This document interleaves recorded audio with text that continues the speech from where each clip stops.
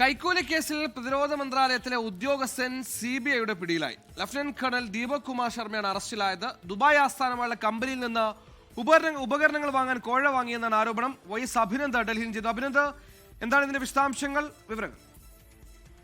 സുഹൈൽ, പ്രതിരോധ മന്ത്രാലയത്തിലെ പ്രതിരോധ ഉൽപാദന വകുപ്പിലെ അന്താരാഷ്ട്ര സഹകരണ കയറ്റുമതി ഡെപ്യൂട്ടി പ്ലാനിംഗ് ഓഫീസറാണ് ഈ ദീപക് കുമാർ ശർമ്മ എന്നത്. ദീപക് കുമാർ ശർമ്മയുടെ സഹായം കൂടി ഇപ്പോൾ ഈ കേസിൽ പിടിയിലായിട്ടുണ്ട്.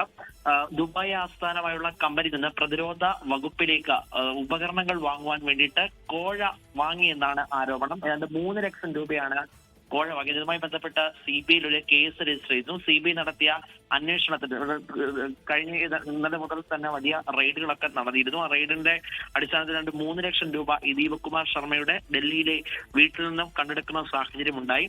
എന്തായാലും ഇപ്പോൾ ഇവർ CBIയുടെ കസ്റ്റഡിയിൽ തുടരുകയാണ്. വിശദമായി ചോദ്യം ചെയ്യലിന് ശേഷം കോടതിയിൽ ഹാജരാക്കും എന്നാണ് ഇപ്പോൾ ലഭിക്കുന്ന വിവരം. എന്തായാലും ഭാര്യയടക്കം ഈ ലഫ്റ്റനന്റ് കേണൽ ദീപക് കുമാർ ശർമ്മയുടെ ഭാര്യയടക്കം പ്രതി ചേർത്തുകൊണ്ട് 16 പേരെ പ്രതി ചേർത്തുള്ള കേസും ഇപ്പോൾ CBI രജിസ്റ്റർ ചെയ്ത് സമഗ്രമായ അന്വേഷണത്തിലേക്ക് നീങ്ങിയിരിക്കുകയാണ്.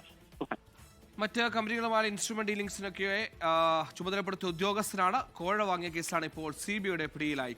ലോകത്തെവിടെയായാലും ഏത് സമയത്തും 24 വാർത്തകളും ഓഗ്മെന്റഡ് റിയാലിറ്റി പാക്കേജുകളും എക്സ്പ്ലെയിനറുകളും വിശദമായി കാണാൻ ഞങ്ങളുടെ YouTube ചാനൽ നിങ്ങൾക്ക് സബ്സ്ക്രൈബ് ചെയ്യാം.